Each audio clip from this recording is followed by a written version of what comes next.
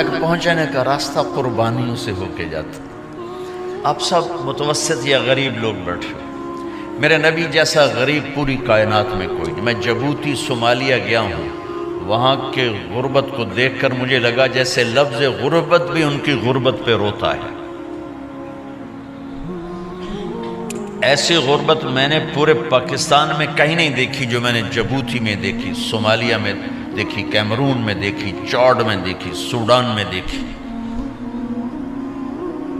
24 گھنٹے میں ایک دفعہ بھی کھانا نصیب نہیں. ہمارا غریب سے غریب آدمی 24 گھنٹے میں چولہا جلا بیٹھتا ہے.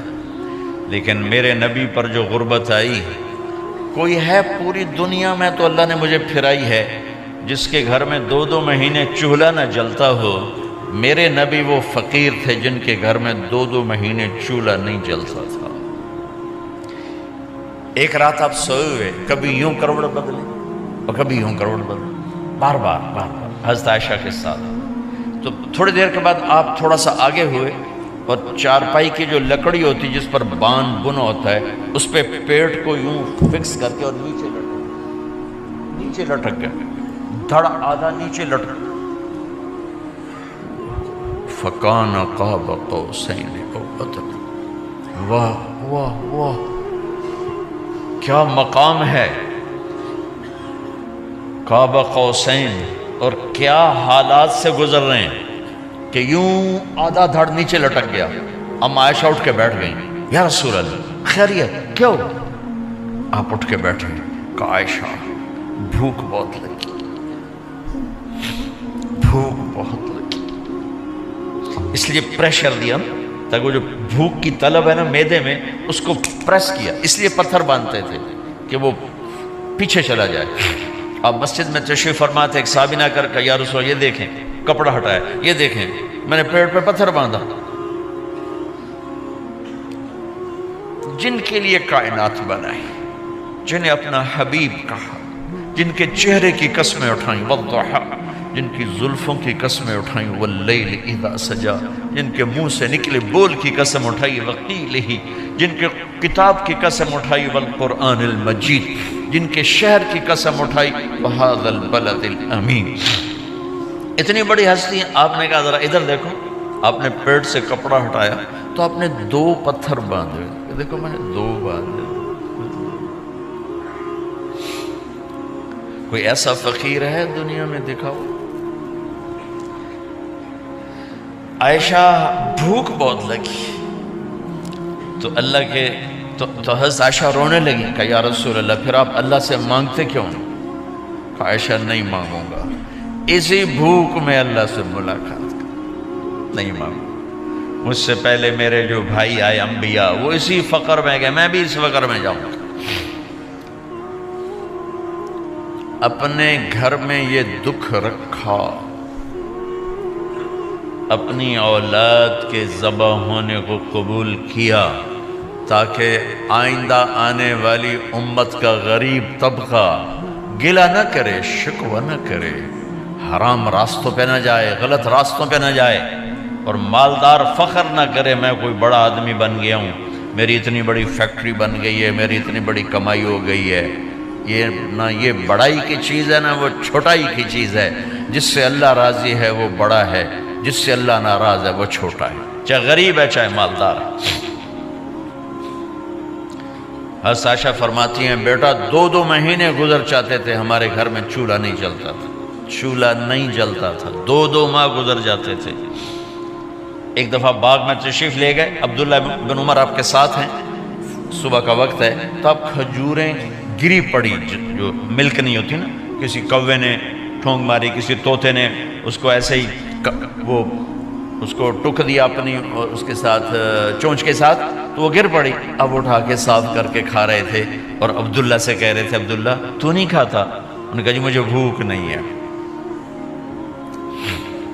آپ نے کہا عبداللہ مجھے بھوک ہے، آج 4تھا دن ہے میں نے کچھ نہیں کھایا. 4تھا دن تمہیں کوئی ہے جس کے ہاں 4 دن فاقہ چلتا ہو؟ آج 4تھا دن ہے میں نے کچھ نہیں کھایا. ہمارے دسترخوان پہ کتنا کھانا اٹھا کے کوڑے کے ڈھیر میں جاتا ہے. آج 4 دن گزر چکے ہیں میں نے کچھ نہیں کھایا. हादिही सुबह राबिअत मा ज़ुक़्तु शैआ, आज चौथी सुबह मेरे ऊपर तुलू हुई है, एक लुक़मा नहीं खाया।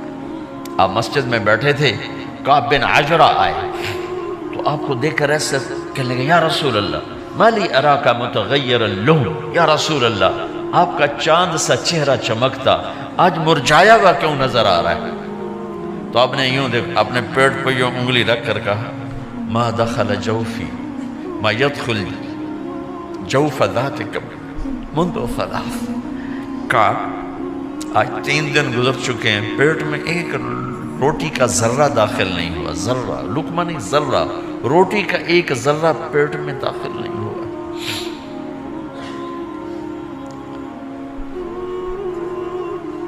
और इतनी बड़ी रिसालत, इतनी बड़ी नबूवत,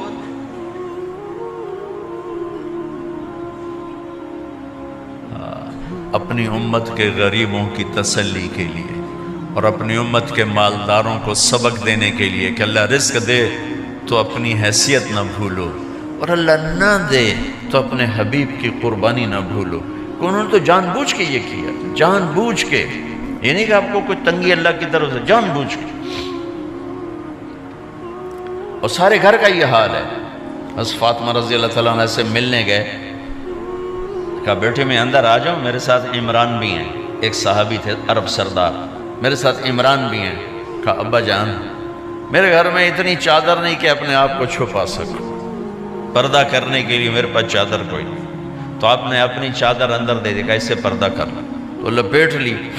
अब अंदर आए तो आपने पूछा, मैंने सुना था तो बीमार है, मैं तेरा हाल पूछने आया हूँ। तो बाप को देख के आंसू निकल आए, कि या रसूल अल्लाह बीमारी भी है और भूख भी है, दोनों ही है, सिर्फ बीमारी नहीं भूख भी है। बड़े बड़े मुसीबतों से लड़ जाने वाले माथे पे कभी बल ना आया। बेटी के आंसुओं ने पिघला भी दिया और रुला भी दिया, आप भी रो पड़े, आप भी रो पड़े।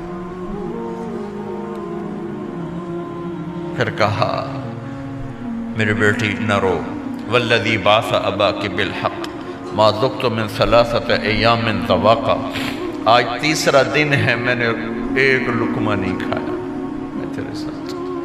और मेरी बेटी में तुम्हें बताऊं, मेरे रब ने मुझे कहा था, मेरे हबीब अगर आप चाहें तो ओहद पहाड़ सोना बना दो, 10 मील लंबा चौड़ा है ओहद पहाड़, 10 मील, मैं ओहद पहाड़ सोना बना दूं आपकी खिदमत में पेश करूं। तो मैंने कहा नहीं या अल्लाह मुझे नहीं चाहिए, मैं एक दिन भूखा रहूँगा, एक दिन खाना खाऊंगा। फिर फरमाया बेटी क्या तुझे ये इज्जत काफ़ी नहीं है कि अल्लाह ने तुझे जन्नत की औरतों का सरदार बना दिया?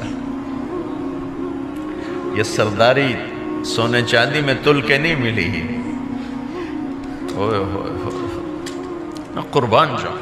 भाइयों अब सब माशाल्लाह नौजवान नज़र आ रहे हो, थोड़ा वक्त निकाल के अगर आप पढ़े हुए हो अपने नबी की ज़िंदगी पढ़ा करो, अपने नबी की ज़िंदगी पढ़ा करो, बड़ा ईमान भी बनेगा, हौसला भी मिलेगा।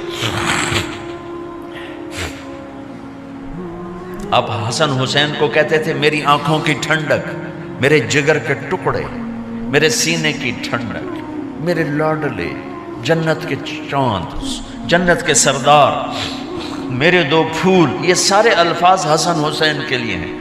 और उनके भूख की वजह से रोने की आवाज़ सुनते थे और तड़पते थे, लेकिन रोटी नहीं मांगी उनके लिए, रोटी नहीं मांगी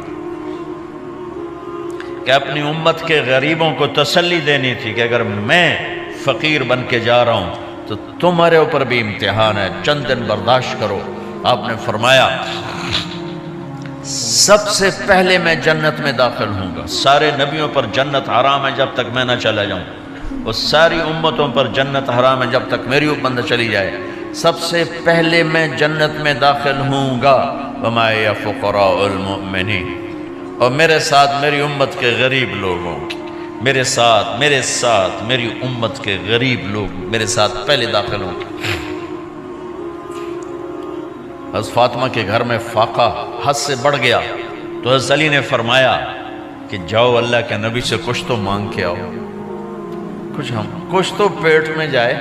ज़िंदगी में कभी ऐसा मौका नहीं आया یہ ایک دفعہ اتنا فاقہ آیا کہ حضرت علی جیسی ہستی نے بھی کہا جاؤ، تو آپ تشریف لائیں اور دروازے پہ دستک دی تو اتنا پیار تھا۔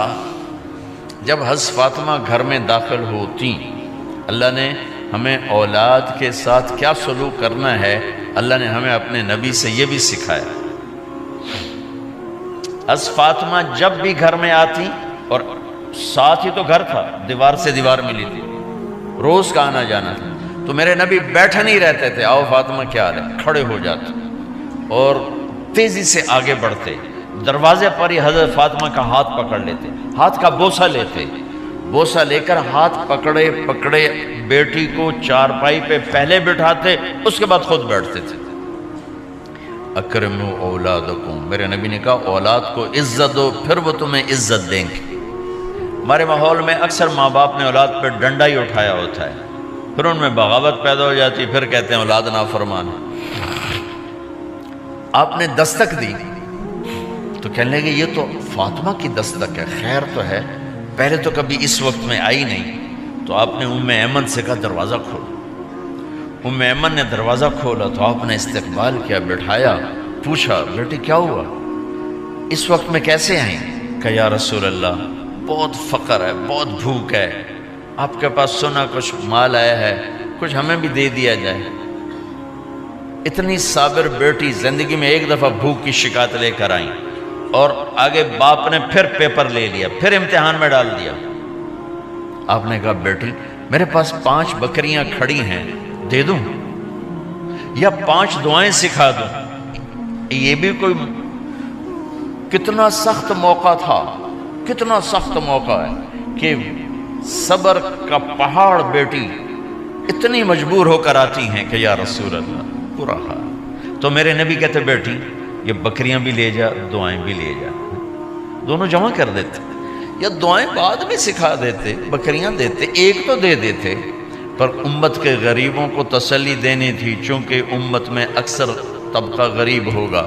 تو آپ نے کہا بیٹی 5 بکریاں دوں یا 5 دعائیں دوں؟ تو وہ سمجھ گئیں اپنے باپ کے مزاج کو کہ ابا جان امتحان لے رہے ہیں، تو کہا ابا جان بکریاں چھوڑ دیں، مجھے دعائیں سکھا دیں، مجھے بکریاں نہیں چاہیے، بھوکے کی رات بھی گزر جاتی ہے اور بھوکے کا دن بھی ڈوب جاتا ہے۔ تو آپ کا چہرہ ایسے کھل گیا کہ میری بیٹی پاس ہو گئی۔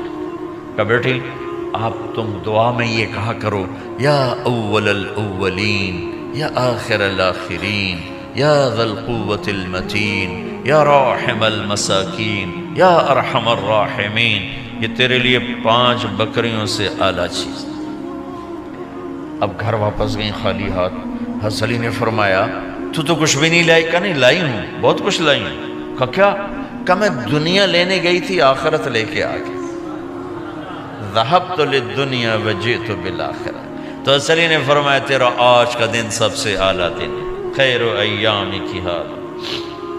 داماد کا امتحان لے لیا، حضرت علی کو بلا لیا، علی 5000 بکریاں دوں کہ 5 دعائیں دوں؟ اس وہاں تو 5 بکریاں، اب 5000 کر دیں۔ علی 5000 بکریاں لیتے ہو یا 5 دعائیں لیتے ہو؟ تو بھی سمجھ گئے کہ آج میرا محبوب مجھ سے امتحان لے رہا ہے کہ علی کتنا کو مضبوط ہے اپنے ایمان میں۔ اور فاقے میں نے بتا دی کیا گزر رہے ہیں، آدمی اپنی بھوک سہ لیتا ہے، اولاد کا رونا برداشت نہیں ہوتا ہے۔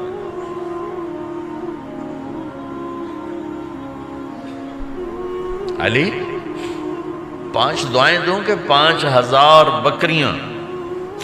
حضرت علی نے عرض کی یا رسول اللہ دعائیں سکھا دیں، بکریاں نہیں چاہیے۔ میرا نبی کا چہرہ کھل گیا کہ میرا داماد بھی پاس ہو گیا۔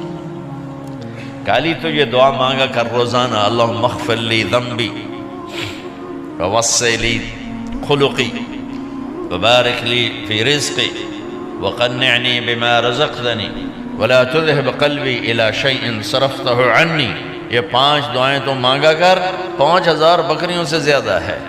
اللہم اغفر لی ذنبی، اللہ میرا گناہ معاف کر، وسع لی خلقی، میرے اخلاق عالی شان کر، بارک لی فی رزقی، میرے رزق میں برکت دے، قنعنی بما رزقتنی، مجھے لالچ سے نکال دے، مجھے لالچی نہ بنا، مجھے حریص نہ بنا، ولا تذهب قلبی الی شیء صرفتہ عنی، جو تو نے مجھے دیا نہیں اس کی میرے اندر سے طلب بھی ختم کر دے، مجھے اس کا طلبگار بھی نہ بنا، کہ یہ 5000 بکریوں سے زیادہ ہے۔